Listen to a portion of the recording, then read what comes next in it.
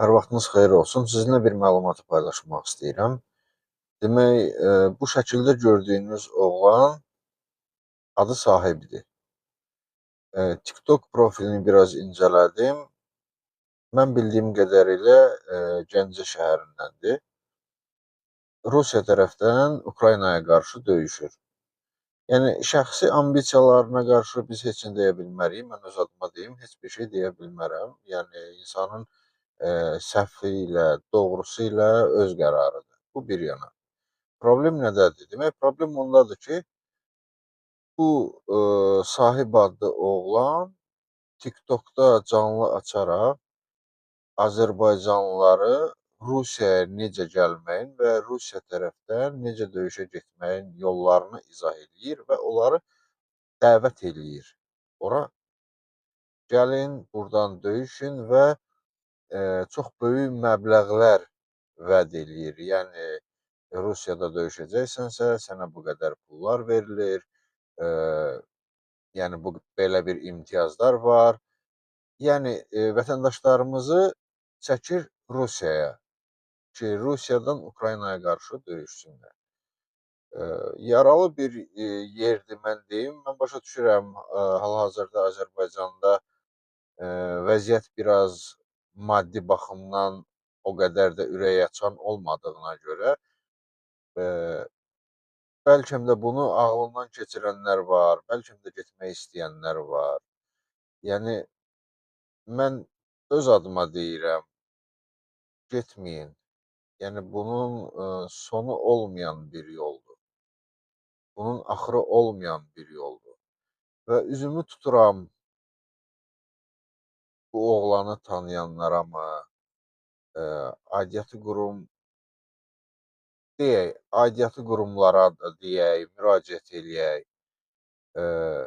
Yəni bunun qarşısı alınmalıdır. İnsanların maddi vəziyyətindən istifadə eləyərək belə bir sonu görsənməyən, sonu qaranlıq olan bir yola çəkmək bu ən azından yəni cinayətdir. Mən bunu belə bilirəm. Yəni cinayət bilirəm. Bunun bu tərəfi. İkinci bir tərəfi, ən başlıca bir tərəfi bunu deyim. Baxın, Azərbaycan bayrağını Rus bayrağının yanında qoymaq, bilirsiniz, elə bir şeylər var ki, onlar toxunulmazdır. Onlar qırmızı xəttin arxasındadır və bunlardan da biri bayraqdır. Bayraqdır, gerbdir, himndir. Yəni bunlar o qədər ucuzlaşdırdıq, o qədər adiləşdirdik ki, nə bilim, adam söz tapa bilmir deməyə. Bir baxın, düşünün, görün bu bayrağı hansı bayrağın yanına qoyursunuz? Birinci bir onu düşünün. O bayrağı Rus bayrağının yanına qoyanda birinci düşünün. 20 yanvarı gözünüzün qabağına gətirin. O bayrağı Rus bayrağının yanına qoyanda 92-ci il Xocalı faciəsini gözünüzün qabağına gətirin. O bayrağı Rus bayrağının yanına qoyanda gözünüzün qabağına gətirin. 30 il Qarabağı işğalda saxlayan ermənini doyuzduran, təmin eləyən, onları silahla təmin eləyən Rus. Yəni bunları gözünüzün qabağına gətirin. Bunu da qoyaq bir tərəfə. O sahibin valideynləri, yəni bu müharibədir. Müharibənin qalibiyyətdən qabaq ağrısı var, acısı var, ölümü var, əsiri var. Sabahlarım evladınız, belə deyək, Allah eləməsin, başına bir iş gəldi, həlak oldu müharibədə. Nə deyəcəksiniz? Oğlum şəhid oldu. Şəhid olmur axı. Heç kim məndən inciməsin. Bəlkə məni buna görə qınayarlar da, bundan qabaqçı verilişin birində də mən demişdim. Təcavüzkar heç vaxt şəhid ola bilməz. Bunu bilin. Nə deyəcəksiniz? Deyəcəksiniz, oğlum getmişdi təcavüz eləməyə başqa dinc bir xalqa, dinc bir millətə, orada öldürdülər. Belə deyəcəksiniz. Axı şəhid olmur. Ola da bilməz. Yəni belə bir şeyləri düşünün. Bax, əgər onun valideynləri, onun kimi Rusiya tərəfdən döyüşənlər var, onların valideynləri, mən başa düşürəm, millətimizdir, evladımızdır, qanımızdır, kökümüzdür. Amma ola bilər onlar, belə deyək, maarifsizlik var, ola bilər, maddi çətinliklər var. Mən bunların hamısını başa düşürəm. Amma bacardığımız qədər çəkindirək.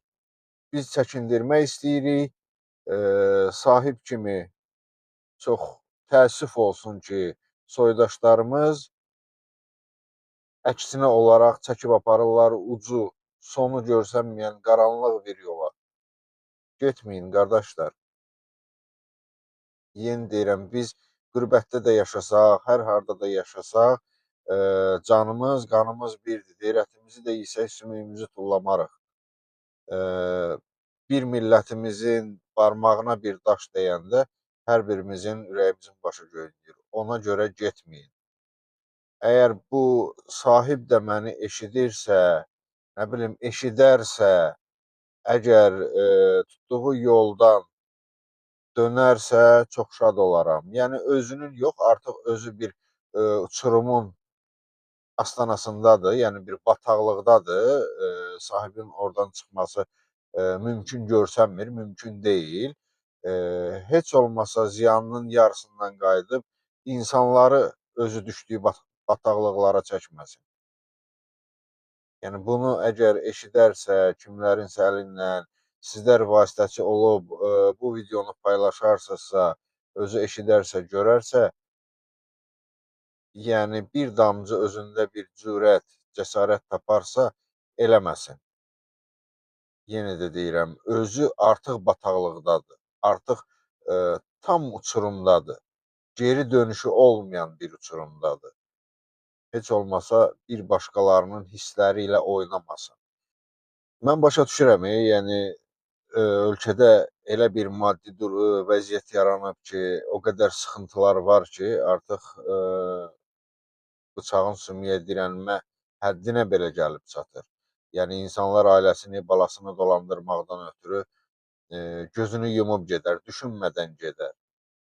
Mən bunların hamısını başa düşürəm. Amma getməyin. Yəni bu sonu olmayan bir yoldur. Və bu videonu da kimsə görərsə, paylaşarsa, hər hansısa bir belə deyək, soydaşımızın o qaranlığa, o bataqlığa düşməməsinə vəsilə olmuş olar. Çox sağ olun, diqqətiniz üçün minnətdaram və ümidvaram ki, bu videonu bacardığınız qədər paylaşarsınız.